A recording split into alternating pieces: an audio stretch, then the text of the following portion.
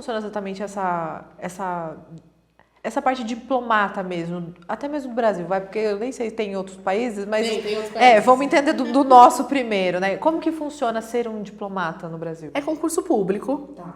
É concurso público, você precisa ser brasileiro nato.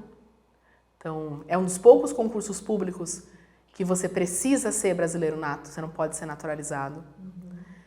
Você passa na prova, que é hoje talvez a prova mais concorrida do Brasil. Mais do que Receita Federal, mais do que delegado, mais do que juiz. Tem todo ano, então isso facilita um pouco a vida. Mas aí você vai fazer um curso de formação. São 2 anos de curso de formação, que você vai apresentar depois, equivale a um mestrado. E aí depois você vai assumindo postos no exterior. Sempre trabalhando com outros diplomatas de carreira, você vai desenvolvendo. Pode atuar no Brasil, então a gente tem em São Paulo um escritório Paulo do Ministério em São Paulo, nas capitais, mas também no exterior. Então, pode ir para Afeganistão, Paquistão, onde o Brasil tiver relações diplomáticas, tem que ter um representante. Não são todos os países que têm, porque por uma questão orçamentária, também não faz sentido você ter uma representação num país em que tenha 2 brasileiros. Então, por exemplo, o Afeganistão certamente não tem uma representação diplomática. O Paquistão eu sei que tem. Então, um brasileiro que esteja no Afeganistão, se precisar de uma representação diplomática, vai ter que se deslocar para o Paquistão. E como exatamente funciona, por exemplo, esse diplomata que vai no Afeganistão e existe um brasileiro lá que sofreu algo naquele país, ele busca o diplomata para que o Brasil o resgate? Como... O diplomata, o brasileiro lá no exterior, que tem uma dificuldade, ele vai procurar um diplomata para auxiliá-lo. Então, pode ser a necessidade de um resgate, de acontecer alguma coisa, por exemplo, ou um terremoto, aquele terremoto na Haiti lá em 2010.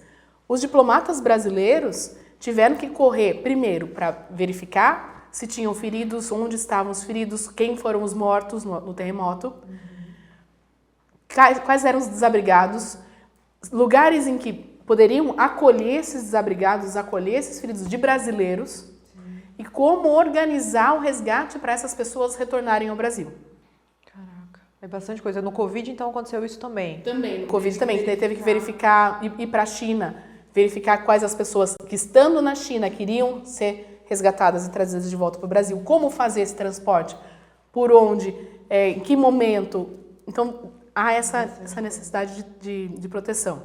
Ao mesmo tempo, eu sou brasileiro e eu quero trabalhar num determinado país, estou morando lá por família, casei com um nacional daquele país. Não estão me deixando trabalhar, porque eu sou brasileiro. Aí um diplomata também pode intervir nisso, numa negociação, ou às vezes até ainda assim, ok, então você vai precisar se nacionalizar? Se nacionaliza, mas aí você não vai perder a brasileira. Vai ter as duas. Por quê? Porque você foi obrigado a ter a cidadania daquele país, porque senão você não consegue sobreviver ali. E tem países que falam assim, você vai nacionalizar aqui, mas então eu não quero que você tenha outra? Existe países que pedem isso? Brasileira. Se você decide por decisão própria, então eu, Denise, decido que eu quero me nacionalizar, Argentina. Porque eu decidi isso, significa que eu estou negando o Brasil. Então, pela Constituição, eu perco a cidadania brasileira, a nacionalidade brasileira.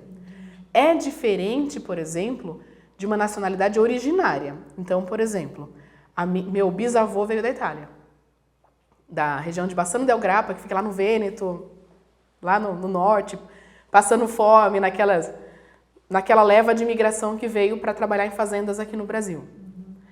Pela lei italiana, filho de italiano é italiano, não importa onde nasça. Então, neste caso, eu sou considerada pela Itália italiana. Como eu sou considerada desde que eu nasci, porque eu nasci de descendente de italiano, eu não perco a cidadania brasileira. Porque daí você acaba tendo as duas, já que é outro país que tem essa regra de que nasceu. De nascimento.